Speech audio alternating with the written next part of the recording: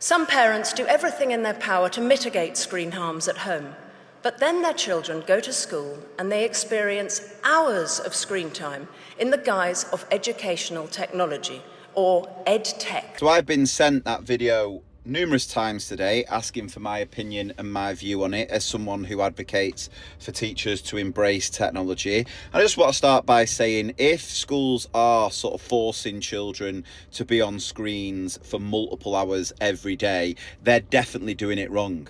Now, as it does mention in that video, if you watch the whole video, I think moderation is absolutely key with students using technology in school.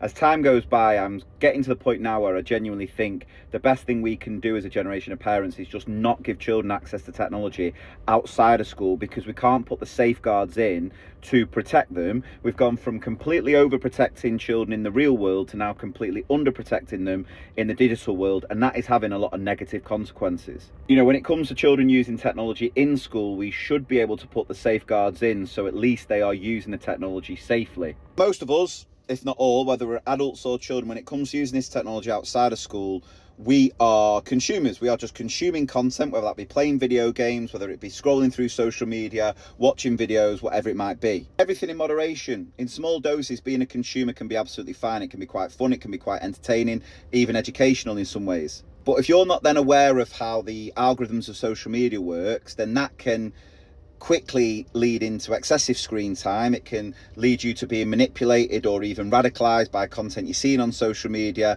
which can then affect things like your mental health. I'm speaking to you as an adult. Think about children who don't have any education around this, and this is where we're seeing so many of them becoming addicted, seeing the impact it has on their mental health and how it can also affect behavior. Now, I saw a quote recently that really hit home, which was, as soon as you give your child access to social media, you end their childhood. Which is why I can definitely see the argument for banning children's access to technology like this outside of school. However, in school, it can be different. A couple of things about why I think schools get it wrong with technology is, one, they'll buy the tech, but they don't have the long-term vision about implement it effectively. They tend to spend a lot of money on getting tech in, but then only use it in the same way I've described it as a consumer, where it doesn't really add anything to what you were doing before on paper. The vast majority of schools simply use technology to substitute what you could already do. Now, something I talk about on my training is always asking the question, well, what is technology adding to this task that we couldn't do before?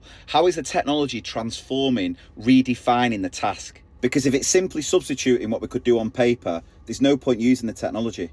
And I think that lack of implementation, lack of vision, and lack of training for teachers means teachers don't use the technology in the way they should do, and therefore it doesn't really add to learning. For example, one thing I use technology for in my classroom is for children to record themselves orally explaining their understanding, which they can then listen back to, and that can then really support with the writing. And that is something that you can't do on paper, or for some children, getting their understanding down on paper can be a bit of a barrier. The technology removes that barrier, meaning that children can record themselves explaining their knowledge and understanding about a particular topic. That work can then be evidence for the children to access again, to revisit that learning, or, like I just said, support with the writing. And that is almost transforming a particular task, because you can't do that on paper. The children can't record themselves talking it through. Or if they do oracy in class, drama, role play, that's absolutely fine, but not documenting it means that children can't necessarily refer back to it, whereas the technology gives you that opportunity. That's where I found it to be a really powerful tool, especially for children with different SEND needs. I always talk on my training about my own son Harry, who is dyslexic, and how I found the technology can really help him by removing that barrier to allow him to access the curriculum.